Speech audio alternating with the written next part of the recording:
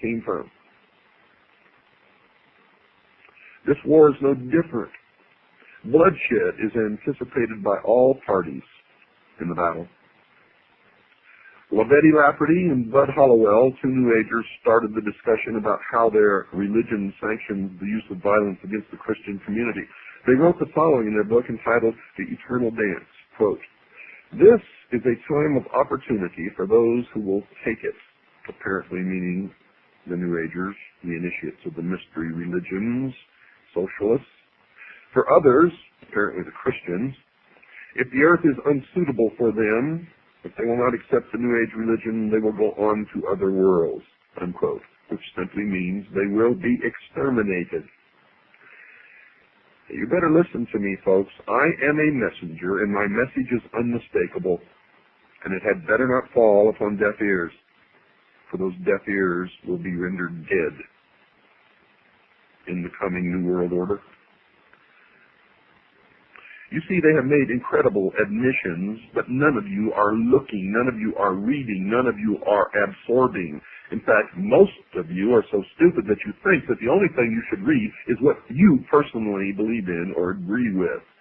How can you exist in this world ignorant of the opinions and the writings and the thoughts of everyone else, including your enemies? The words reveal an incredible scenario. You see, these people in the third world nations are going to be entirely replaced by what they call, quote, a new root race, unquote. That eventuality will not be a tragedy. Quote, John Randolph Price was told by his spirit guide that up to 2.5 billion might perish in the coming chaos, unquote. Another estimate of the number required to die because they will not accept the new religion was offered by the so-called Tibetan master, Dwal Kul, who has said in one of his channeling experiences that 1/3 of all humanity must die. Channeling is one of the strange activities occurring inside the New Age religion. I have witnessed this, and I can tell you most channelers are just fraudulent con artists who are taking the money of those who pay to hear this channeling from dead spirits or ancient teachers or other world spirits.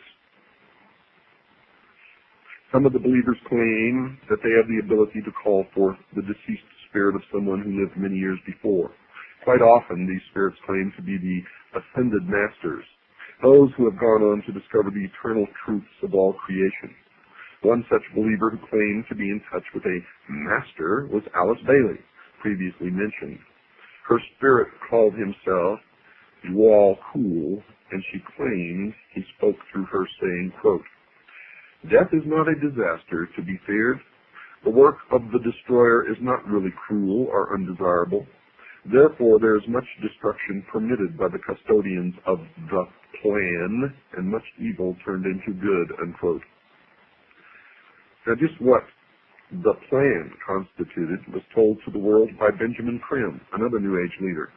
He placed an advertisement in about 20 newspapers all over the world on April the 25th, 1982, that defined the term. The ad read in part, quote, "What is the plan? It includes the installation of a new world government and new world religion under Maitreya," unquote. But perhaps the most startling example of the teachings of this new religion came from the pen of Barbara Marx Hubbard, one of their most articulate writers, and she wrote in her book entitled Happy Birthday, Planet Earth, quote, "The choice is, do you wish to become a natural Christ, a universal human, or do you wish to die? People will either change or die, that is the choice," unquote. The battle lines are drawn. Choices will have to be made. I have made my choice. What is yours?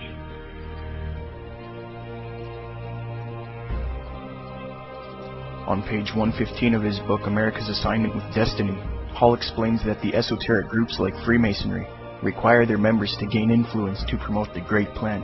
He noted how the New World Order trains disciples in the dark arts and sends them out into the world in order to brainwash the public. He states, "The genuine esoteric associations always required the disciples prepare themselves for careers of practical service. The student was expected to attain to a state of unusual skill or proficiency in some branch of learning. He was then to practice this profession or craft as a means of extending his sphere of constructive influence. He was to teach through example, enriching his chosen vocation with the overtones of enlightened religious philosophy, thus gradually creating a significant zone of influence. He was available for whatever task the keepers of the great plan required.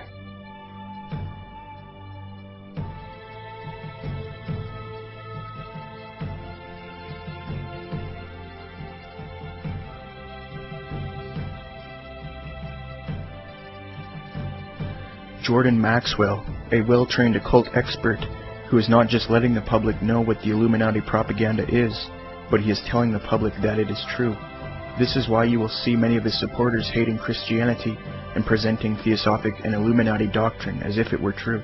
This, however, is not a big surprise, for Jordan Maxwell admitted that Manly Palmer Hall, the 33rd degree Freemason, was a great friend of his.